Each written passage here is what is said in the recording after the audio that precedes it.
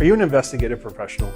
Have you heard about the investigatorstoolbox.com? Check out this exclusive online community for networking, learning, and data resource management. The Toolbox is a one-stop shop for all your investigative needs. Check out our robust collection of forums, our comprehensive learning page, and our expansive library of OSINT research tools. We've just released an app for both iOS and Android, so you can access the site seamlessly right off your phone. We have also partnered with some amazing companies like Crosstracks, Delphoint, IRB, Scope Now, the Hetherington Group, PI Magazine, PI Gear, Merlin Locate Services, Parabin, the PI Institute of Education, and so many more. They're offering over $1,250 worth of discounts and benefits exclusively to community members today. Use code PIP201836 and save 10% on your membership. That's www.investigators-toolbox.com. Crosstracks Case Management System. That is what we are talking about today. Are you using a case management system? What are you waiting for? If you don't use a case management system, you really need to look into implementing that into your business regimen. I've been at it with Crosstracks now a little over a year, and it's just been a game changer for my business. They are SOC 2 certified, SOC 2 Type 2 certified. If you don't know what that means, it means that their encryption system is second to none, and you have to go through a whole screening process to figure out if you can even qualify for that, and they have. So you know with certainty your data is being protected. I don't think there's another case management system out there that offers that same ability to have the SOC 2 Type 2 certification. As you guys know, I've been singing the praises of Crosstracks, and I really believe in this product, and I believe you should check it out. Contact Brad, contact Pat, one of the team members over there, and see if it's right for you. Crosstracks Case Management System, check it out today. Welcome to this week's show. Today our guest is Texas PI and Stiletto spy, Catherine Torrez.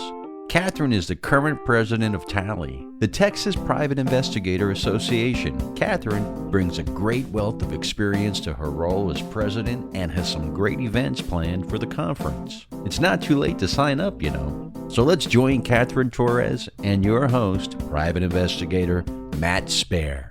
Welcome, everybody, to this week's episode of PI Perspectives. This is Matt Spaier, your host. Well, this week we are staying in Texas. And what better way to stay in Texas than to highlight the Texas Association event that's coming up at the end of the month. I'm really honored to have the president of TALI with us today. Catherine Torrez, I want to welcome you to the program. How are you? I'm great, and thank you so much for having me. Yeah, so I had my first visit out to TALI, or actually to Texas, for the NALI conference a couple months ago, or I guess it's almost 2 months now. And it was my first trip out there, other than flying into Dallas and transferring to a plane. Wow, I love that state. Texas is awesome. I had such a good time. But you haven't been to Texas until you've been to Fort Worth. That's what I hear. Fort Worth is the heartbeat of everything Texas. Yeah, I hear that. And I have some friends there too, some other investigators that are from there, and I've heard that. So I'm really excited. I'm actually coming out for like a week just to spend a little extra time and catch up with some people. So really, really good stuff. And I've just been so impressed by Texas Private Investigators. The more and more I meet, and I know a few from around different places, but the more and more I meet around and being in Texas, man, just what a great bunch of people. I'm excited to meet people in TALI that I don't know. My exposure to TALI was limited through like Cali events that were, the big three hosting. So I haven't really attended anything yet. I'm very, very excited for that. So before we jump into all the conference stuff, you've had a great career. I heard you recently on the PI Magazine podcast. But for folks who have not listened to that, tell me a little bit about your background and how you got into the business. Well, first I'll say my personal side, I'm the mother of 5, grandmother of 19, and wow. 2 more on the way, and actually 2 great-grandchildren. Of course, they're not all blood grandchildren. When these next 2 are born, 11 will be blood grandchildren, but that really doesn't matter because they're all Mimi's grandchildren. Yeah. I got into this. Well, my background is I have well over 20 years of law enforcement experience. And my last paid position in law enforcement was the chief of police of Cockrell Hill. Right. And I ran for Dallas County Sheriff, and of course, giving up my position as chief of police. But I still am a commissioned officer through a former agency that I worked, so that I can continue to get some of the training because of my personal areas of expertise that I did in law enforcement. I've carried into my PI world. Okay. So when I first got into this, while I was running for sheriff, I met Gil, and at that time we started dating. And when I no longer had my job and I didn't win past the primaries for the sheriff's position, he said, well, you know, I got my PI license and you could help me with that. But then shortly after, I got a position as the director of security for our Infomart building, which is a huge tech building in Dallas. So I had that job, and I made really good money there, although the job was extremely boring. The money was great, but all of a sudden the layoff started. And that's when our entire country, I mean, people were being laid off left and right everywhere. So since I was fairly new, I got laid off. And that's when he went back to circle back to, hey, you know, I took my license, I have my PI license, you could help me get this off the ground. So being in law enforcement, you'll think it's strange that I learned how to market there, but I was in the DARE program. I was a DARE officer for over 17 years. And part of our training was we had to learn about marketing so that we could teach kids how they are influenced by marketing on television, radio, music, and all that kind of stuff. Okay. So I remembered an awful lot about it, and I helped him. I said, one thing I know is you go where the people are. You don't wait for them to come to you. So I helped him get his business off the ground. And one of our first cases was, I can't remember the very first case, but they learned that I did crimes against children in law enforcement. And so that was like our second case, was a crimes against children case. Word started spreading about the work that we did on his case. And attorneys found out he's retired from the FBI. I'm a former police chief. And so attorneys were very interested, and especially in someone who knew crimes against children. And I did such a good job on that word spread even more. And Gil and I dated for over 2 years, and he had not decided to ask me to marry him yet. And I started getting a little antsy, thinking, you know, here I am starting this man's business, doing all this work for his business. I don't even know if he's going to marry me or not. So I don't want to assume that somebody's going to take care of me. So I'm just going to go and take the test myself and start my own practice. Right. He nearly hit the ceiling at first. Why are you doing that? But afterwards, he understood that marketing is everything, and being able to get women to trust someone when they're going through a lot. Yeah. Sometimes they only want to talk to a woman. So I got my kids together to help them to come up with a name for my business. I said, what one thing can we promote where women will instantly know that it's a woman-owned business? And I had already done the female PI group on LinkedIn, and I used lipstick. So I didn't want to go with that. And so they're thinking around, and my daughter's best friend, who was like my daughter, she goes, you know, no one would guess stilettos were for a man. And I was instantly, when she said stilettos, I said, Stiletto Spy. And then I thought, oh, but if men work for me, and company. So that's how I came up with Stiletto Spying Company. And it's a hit for even judges. The logo is interesting, and the name is catchy, and so it makes it easy whenever people try to remember who I am. Yeah, I think, like, you know, when we all start our own businesses, we struggle with what we're going to do. I was just talking with Mark Gillespie about this actually on the last episode, and he was talking about, you know, trying to figure out, what am I going to name my business? He ended up going with Gillespie, right? So he used his name, which, you know, apparently is the big no-no if you ever want to sell your business. But I know, like for me, I struggled about it too. I prayed about it. It's like, oh God, give me a sign. Like, what's the name of my business? And I kept seeing like a satellite image, and just having that overhead, being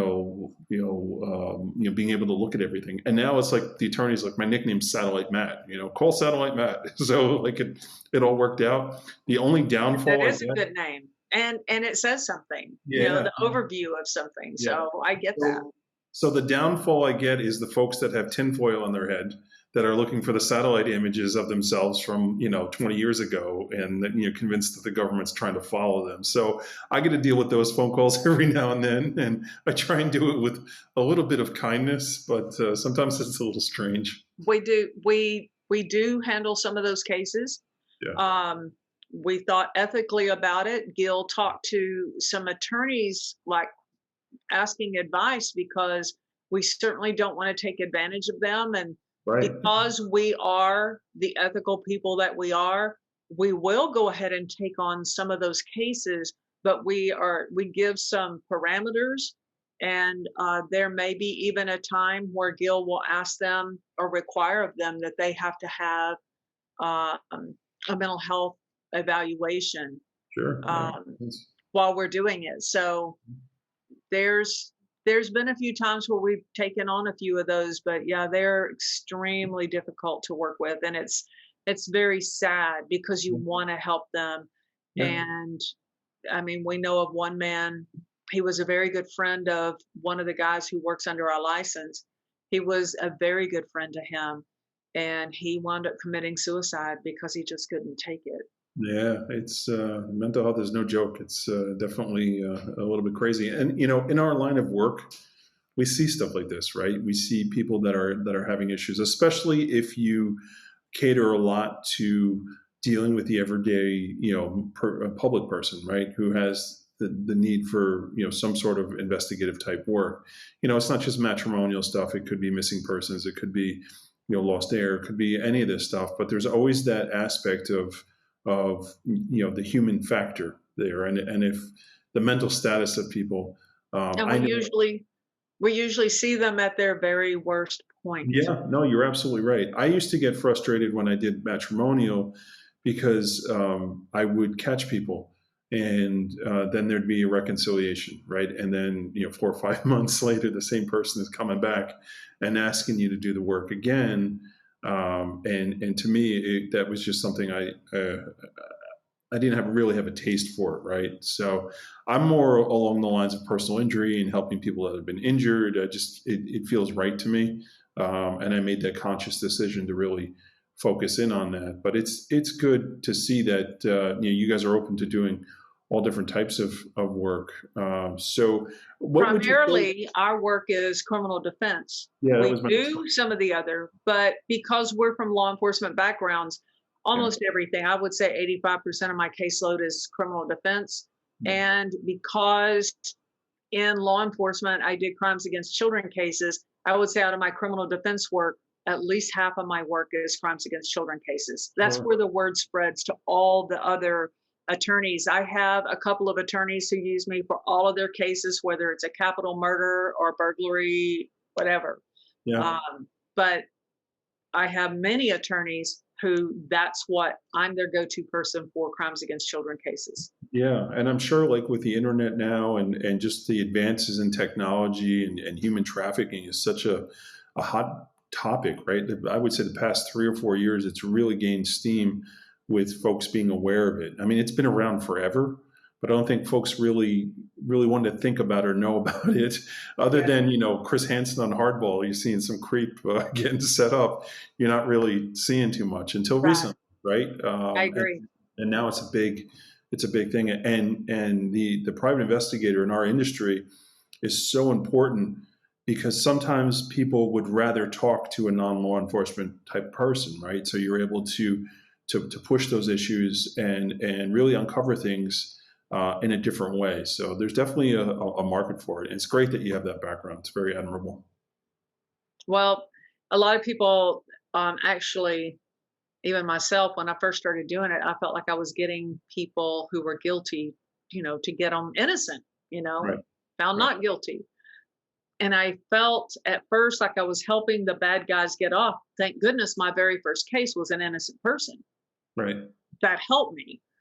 But then my next case, I didn't really think he was innocent. And, I started really evaluating myself and what I was doing.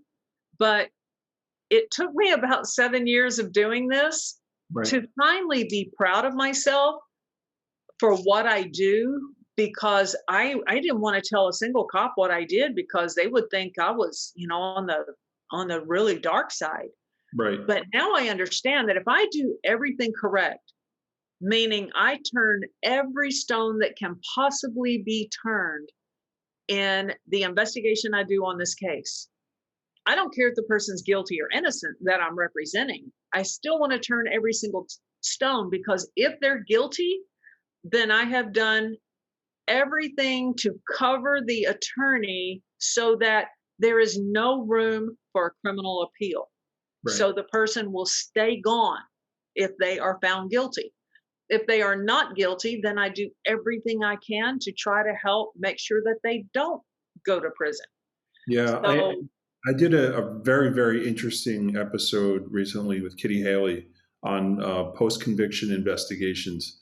And that was an eye-opener for me, because like you're talking about here, being able to show that, something wasn't done the way it was supposed to be done is really whether or not you can actually go that route, right? It's not even a matter of, new evidence. It's more along the lines of negligence of what they were supposed to do, if I understood that correctly. correct. On doing that stuff. It's really fascinating, and just you can see how you would get buried in your casework very quickly. There's a lot to do. Right. Well, there can be a lot, and a lot of it depends on because a lot of this work is court appointed. Most of the time when people get arrested, they lose their jobs in these cases. So they have no money. So they usually have to have court appointed attorneys and court appointed investigators. And generally, depending on the county I work in, but generally the judges will go ahead and give, as long as we have good reason for why we need continued authorizations to do more work, orders appointing or orders asking for additional funds or whatever. It's when someone doesn't have the money, like on a private pay case, that's when I get really concerned, because I can't do a lot of pro bono work, especially while I'm on the TALI board, because I do a lot of pro bono for TALI. Right. But it's clear that people who have money have a better defense, because they can pay that person to hit the street and go look for the witnesses that need to be found. And some of them aren't easy to find. And sometimes you may have to sit on them for a long time, waiting to catch them where they will talk to you face to face. Sure. It can be pretty expensive. No, you're absolutely right. That's an excellent point. It's I guess it's probably one of the reasons here in New York they've really worked on bail reform too. There was always that idea that folks that can't afford a good attorney don't get the same shake that somebody who can afford an attorney. And listen, there are two sides to that argument. I've got mixed feelings about bail reform, only because I've seen here in New York how it has affected the criminal's attitude on getting caught. So it seems folks are a little more liberal with curbing their behavior. Well, because I know our state is considering bail reform right now, and I don't want it to be at the point where it's harder for someone to make bail, because then they lose their job. And once they lose their job, they're dependent on taxes to support them. Yep. If they stay locked up, I mean, there's some people in the cases I work, because I work so many cases with crimes against children where someone's falsely accused. I feel like I have another one of those cases right now. The guy is locked up, but because he is an ex-con, and he's on permanent parole, then he's immediately arrested on a blue warrant and he's very sick with cancer and could die, so he can get no bail. Right. So it looks like he's going to die in prison before he ever gets any kind of hearings or trial, because he's not out where he can get the medical care that he needs. Right. So Right. those kind of things are kind of scary. Yeah, definitely a little bit scary. So let's take a right turn a little bit before we take a break. I want to talk about your experience in being in TALI and rising up to being president. How long have you been a member of TALI, and how long have you served on the board there? Well, the first conference I went to was the World Investigator Conference, where TLO introduced their product. Yep. My first conference to ever go to as a private investigator. And I didn't join that year, but I joined the following year, I think in 2012 or 2013. That's when I became a member. And I would go to the meetings and get the free training, because if you went in person, you could get free training. So I knew I needed that for my CEs. And the way things were done back then, I was kind of like, well, at least I'm getting my training. But as time evolved, I actually ran for the region director, because the newer region director, who was getting some really good training in, well, he was done. He'd run his 2 years and that was it. He didn't have time to do any more. And I was like, oh, but he could run another term, but he just wasn't going to do it. No one else seemed to be interested in, well, no, Carol Tharp, who later became president, she became the new region director, and she kind of continued the way that he was doing it. And then she was done and someone needed to run. So I decided to run then. And, and then she became president.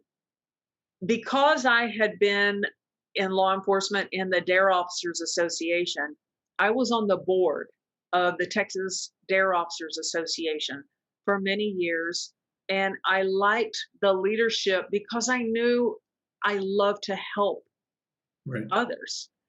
I knew I was helping in the region, but sometimes you see certain leaders and maybe their style, or maybe you see where they don't take other people's suggestions, where you see that something could really benefit others.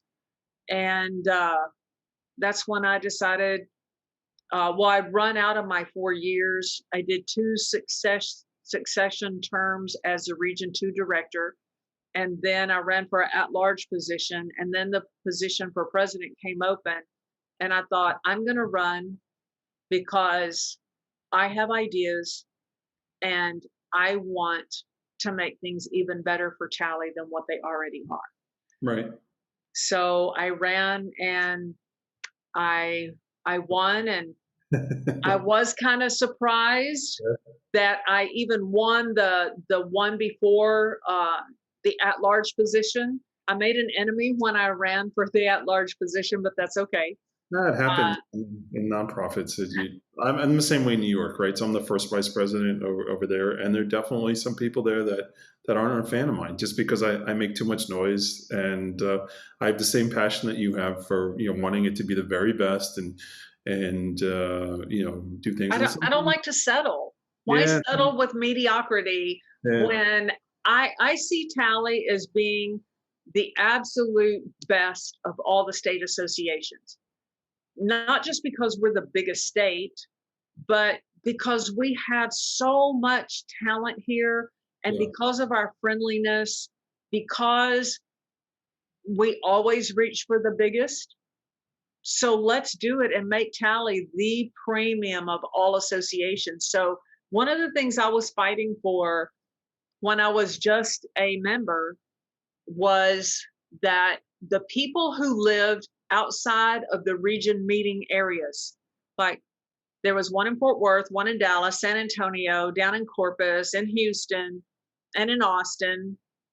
But if you didn't live near there, it wasn't advantageous to drive over an hour to get there, stay for an hour and a half, and drive over an hour to get back. Makes sense. For 1 CE hour. Mm-hmm. I wanted the people who lived in Midland, Odessa, they had their own region, but the region was so huge, it's so sparse that it makes it almost impossible to have region meetings there.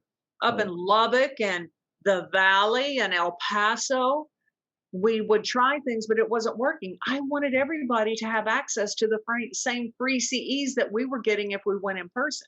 Right. So I started doing the research and had a lot of naysayers on the board that they felt like, no, if they're getting, no one will come to these conferences if we have all these free CEs. So we're in a testing ground right now. Sure. We're testing to show that people will come to these conferences because the networking and the education is so profound that they can't possibly miss it. They can get all the free CEs. We don't have to have them as powerful and such strong training as we do at a conference, but they're still getting free CEs. But at the conference, I'm trying to hit them hard with some of the best training they could ever get. I think this is a great place to take a break, because when we come back, we're going to talk about all that great training. It's impressive, the lineup. I was just going through and taking a look, and it's just such a wide spectrum of things that are available there. So I'm going to ask everybody to sit tight. We're going to jump out real quick for sponsors, and when we come back, we will dig into the TALI 50th annual conference, which is awesome. So everybody sit tight. Are you overwhelmed with your current caseload? Could you use some help with your skip trace assignments? With Merlin Locate Services, rather than adding staff, you can add an entire skip trace department of licensed private investigators who specialize in skip tracing. Check out merlinlocate.com today. When you work with Merlin Locate Services, you bring on a valuable experience and trusted extension to your team. Check out the PI Institute of Education at piinstitute.com. Since 1989, Kelly Riddle has been teaching on subjects such as surveillance, nursing home investigations, insurance fraud, domestic investigations, hidden assets, and accident scene investigations. The PI Institute of Education is a featured learning partner in the investigatorstoolbox.com.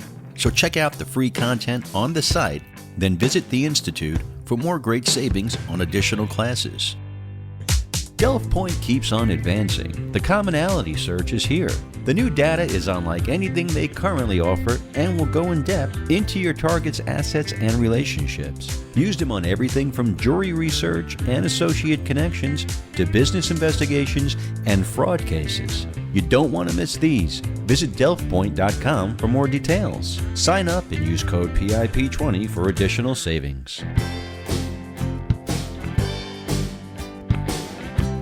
The surveillance issue for PI Magazine is here, so make sure you check out all the great content available in this special edition. Get it online or via hard copy. And welcome back to PI Perspectives. This is Matt Spaier, your host. I'm here with Catherine Torrez, the president of the TALI Association. Catherine, I want to welcome you back to the program. Thank you. So great to have you. And this is great. I really enjoyed hearing a little bit about your background and the type of work that you do and you know, how you're involved with TALI. So I forgot to tell you something, though. Okay, go ahead. He asked me to marry him. Oh, there you go. Right. Obviously. But I do know something. You guys don't work together, though. Correct. Well, we do occasionally, Right. but we each have our own practice. And yeah, he isn't going to wear the stilettos. He's not a stiletto guy. That's good. Yeah, he's not a stiletto guy. He has Torrez Stilettos. Investigations, and I'm Stiletto Spy. So. Fantastic. So that's awesome. So the conference, right? 50th annual conference. That is amazing. You know, that someone's actually put an event on 50 times is pretty cool. And you got a lot in store, right? It's let's see, it's August 25th through the 29th, I think is what I have here. Yes. There's some pre-con days and a post-con day also. Yes. Let's jump in. Tell me about it. What's going on with first, it's in the greatest town ever in Texas, Fort Worth, Texas.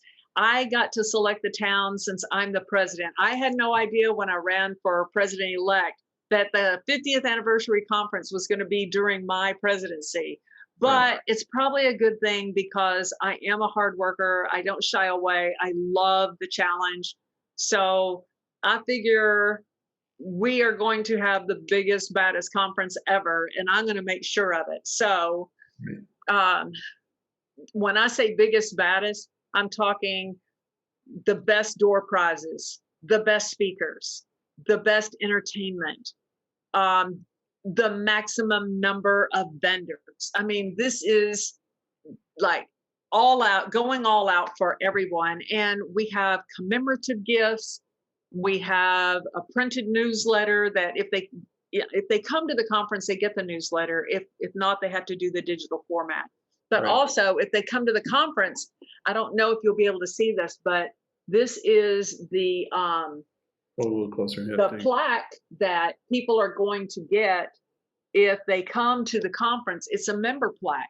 Because I started thinking about it as president, I signed up for NCISS and I got this beautiful plaque, and I was like, why do we just give a piece of paper and we look less than NCISS?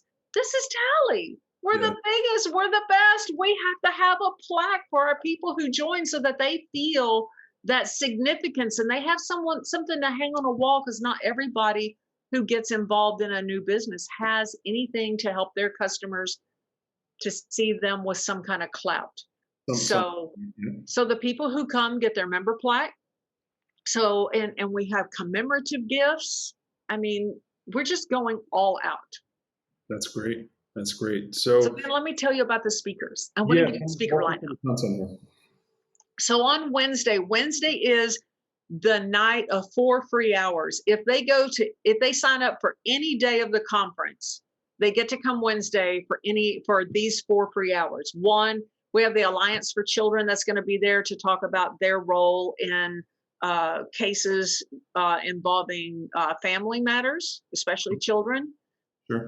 We have the title has changed a tad because Sean Dunn, who is our legal counsel for TALI, he got called up because he's part of the Marine National Guard, and he will be serving our country in the war room at the Pentagon for the next 3 months. So Kelly Riddle has agreed to take his place, and it's going to be an ethics class, but it's going to be talking about legal issues that private investigators get involved in sometimes because they're kind of going over the edge of either recording or taking photographs or use of a drone, those expectations of privacy, GPS devices. They're going to be talking about some of those legal aspects.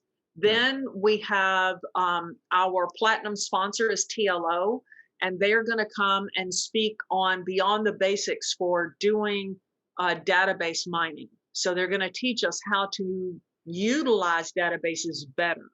Then James Nanos from PI Magazine is going to teach marketing, and who better than James Nanos for marketing? I think that's awesome. Sure. Then we have 4 pre-conference trainings. One is for people who are not private investigators. We hope everybody will send this out and market this class. It's called So You Want to Be a PI.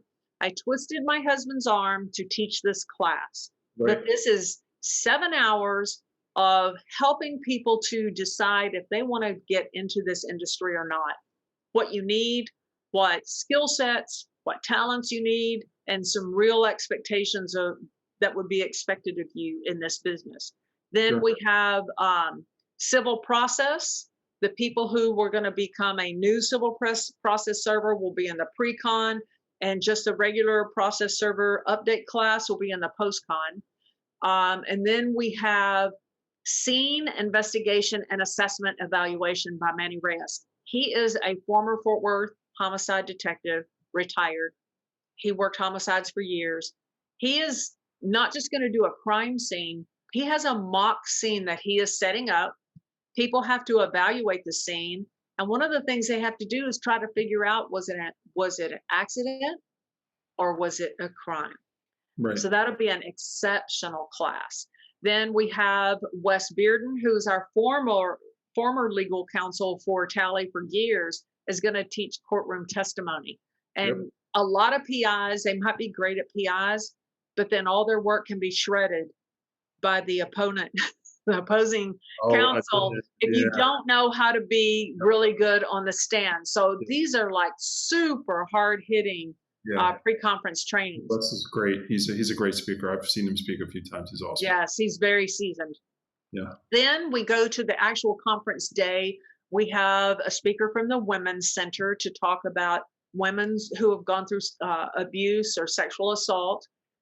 We have our next speaker is hard-hitting. His name is Dr. Robert Benjamin, and he is going to talk about DNA profiling, procedures, results, and interpretation.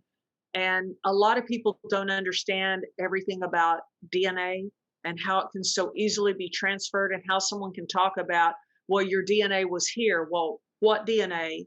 How much of it? Right. And there's different types. And I didn't understand all this, but this man is a genius. He's considered an expert in court. So there's one subject matter expert. Then we have Dr. John Daniault. He is going to speak on the memory of sexual assault victims. This is hard hitting because he is able to talk about how the reliability of someone who's been sexually assaulted, their testimony may not be as reliable as you would think it should be. Sure. That's huge. So he is also another subject matter expert. Then our luncheon, we have a keynote luncheon speaker that I met by him teaching a class for us. He is a retired special agent with the FBI. He and a DEA agent were actually captured by the cartel and they survived. Wow. So he is our keynote luncheon speaker. He's going to talk about that. And the standoff with the Gulf Cartel is the name of it, but he has been on the Discovery Channel, I think, where they did Captured by the Cartel and Survived. Wow. Then we have, one of the focuses that we tried to do for Friday is that everything on that day would be based on sex involving cases, anything around sex. So we have sexual harassment in the workplace. It's investigating harassment in the workplace. Mm-hmm. It is an attorney who deals with harassment, employment cases that have to do with sexual harassment. Then we have someone from the sex offender registry with DPS. She's going to come talk to us. Then we have another subject matter expert. Her name is Dr. Emily Phallus, and she's going to talk. It's not the role of forensic psychologist. She's actually going further to talk about if someone is going to be, their sanity is going to be questioned. So she's going to talk about sanity issues. Wow. That's huge. Then, so that's all day in class that Friday. Well, I'll wait for the entertainment stuff. I'll go through the next Saturday. We have photogrammetry. Troy Willman used to be a law enforcement officer. He worked when I was a police chief. He worked under me. He is a drone pilot, but he knows how to take these great images and sew them in together to make a 3D image model. And he can sew 3D image models or photographs into a video. He can enhance the model to show animation to it to help a jury and a judge to better understand what the case is trying to represent or what one side or the other is trying to represent. It's right. Great when it has to do with trajectory or the overall viewpoints that some people may not understand, like crowd sizes or types of buildings, heights of building, all of that comes into play. So he did a capital murder case with my husband, and it was really awesome to see how he stitched all these things together. He even took Air One's video of them when they did the arrest and plugged it into the video he made for the presentation for the jury. Because when you're looking at something in the dark, it's kind of hard to understand everything. So he would go back and forth from an image that he created into the image of the actual video and go back and forth. It's absolutely amazing. Yeah, so really. Then we have 2 hours of turbocharge your online research skills. So how to find more information in less time. Mm-hmm. And the bonus session is opposition research. we're always getting calls from people who are running for office, and they need their opposition research done. So this is going to also tap into that. And that's Stiletto's doing that one, I think, right? Stiletto Copeland, yeah, she's going to be teaching that. Really awesome. Then we have, and she's incredible. Yeah. Then we will come back and have how to build your own DNA test kit, locating, collecting, storing DNA, and how to build your own DNA test kit. Everyone will walk away with their very own DNA test kit to take home in case they ever need to collect DNA and send it in. You never know. Then we have another subject matter expert from Dr. Aaron Pierce. He's going to talk about false allegations. Then we have James Nanos coming back for surveillance, how to do pre-surveillance assessments. Right. And then we go to the post-con. There's only 2 more on post-con. A half a day of basic principles of investigative case management by Daniel Fuentes, the same one who is our keynote speaker.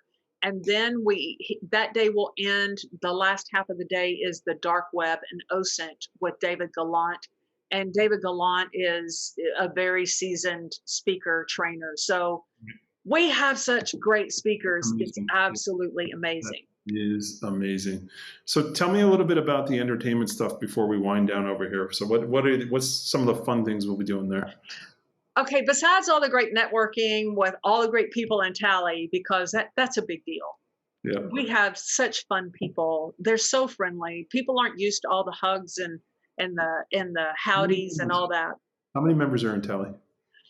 We have, I think we're at approximately 550. We lost some due to COVID and some people closing their businesses. Sure, yeah. We were at 650 last year.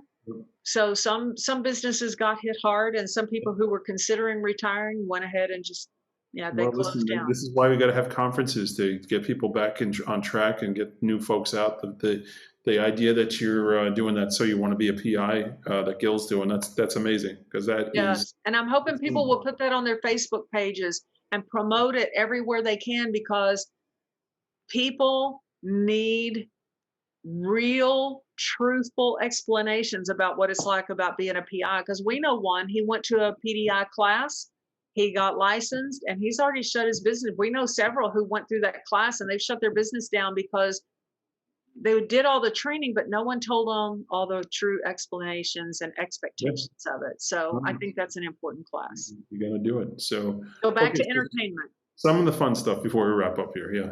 So after those pre-conference classes on Thursday, they're going to end at 4:00, because from 4 to 5:30, we'll have our big vendor reception. And I have 25 vendors. So it's going to be a big reception. Awesome. And we're even having a mashed potato bar where people will get martini glasses, because it was kind of like an anniversary type of thing. And their mashed potato bar, they put it in their martini glass. Nice. So. I figure this is going to be a lot of fun. Cool. Then we all hop in the shuttle, and the shuttle's going to take them to the stockyards to really see what real Cowtown is like, because our main street and that whole stockyards area is still very authentic. Then it will go on to Billy Bob's and shuttle back around to the hotel for 6 hours straight. So people are just going to enjoy shopping, going into all the bars, and not like I'm trying to promote drinking. It's like going into all the bars. They have music. They have great musicians. They have great, I'm trying to think what you call the building and all their iconic, decorative, iconic stuff that's inside. All of that's super important to go see. And then Billy Bob's, they will have line dancing classes, free line dancing from 6 to 7, I think. And then they'll have live music after that. They have pool tables and, of course, the electric bull for bull riding contests. And it's just going to be a lot of fun Thursday. Hopefully people don't drink too much, because they got to get up early for the next day. It's a jam-packed conference. Right. Breakfast is served at 8:00, and that's breakfast is served at 7, and our conference starts off with business meetings at 8:00 both mornings. Nice. But Friday evening, when we get out of class, people are going to be given $25 to go into the city. We don't want people to sit in the hotel the whole time. We want them to say, I went to a conference and I actually got to see the city. Right. So they get to go and eat wherever they want, or spend their $25 however they want. Go eat, because there's restaurants all in downtown.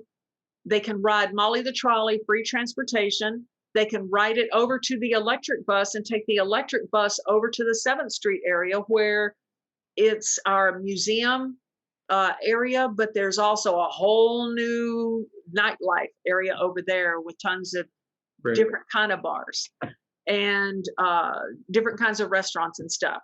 But at 8:30, they need to hustle back to the hotel, because we have the biggest surprise band of all, called Party Machine. Party Machine is under the umbrella of Emerald City. And Gil and I have been volunteers for the Margarita Society to help them raise money for Christmas presents for the needy for Right. years. And they have always hired Emerald City, which is the biggest, most awesome band ever. I mean, they are very well known in Texas. Right. Under their umbrella is Party Machine and another group. So it's like different sizes of bands. So instead of us having the 15-piece Emerald City, we have the 9-piece Party Machine. Music's all the same. We heard the smaller version, and Gil and I were absolutely impressed, going, they sound like Emerald City, don't they? That's It's really good. kind of impressive with the music style and all that. We'll come to find out, after I inquired, found out they are part of Emerald City. So it's pretty amazing. So the band will play from 8:30 to 8 to 9:30. And from 9:30 to 10, the hospitality suite will be opened. I'm closing it down at 11 because the hospitality suite is in my room. Right. And I have to sleep because I have to get up at 6 a.m. to help get everything going for the next day. Right. So that's all the things during the conference. But I decided to set up something in addition, because I know a lot of people, like at the close of the conference, they don't go anywhere. Right. They're just waiting for their transportation for the next day. They're going to travel early the next day. So we decided to do an after conference event.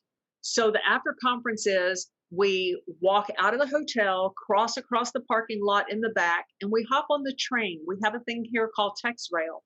We're going to ride the train up to Grapevine, Texas, which Grapevine is known for their wineries, and they're also the Christmas capital of Texas. So they have all these quaint little shops, little wine shops and antique shops. And there's a little restaurant up there called Wilhoit's. It's a Right. historical site itself. And they have live music. That's usually some of the best bands around. So we'll all go and eat dinner together and hang out in Grapevine, and we'll hop on the train and take it back to the hotel when we're done.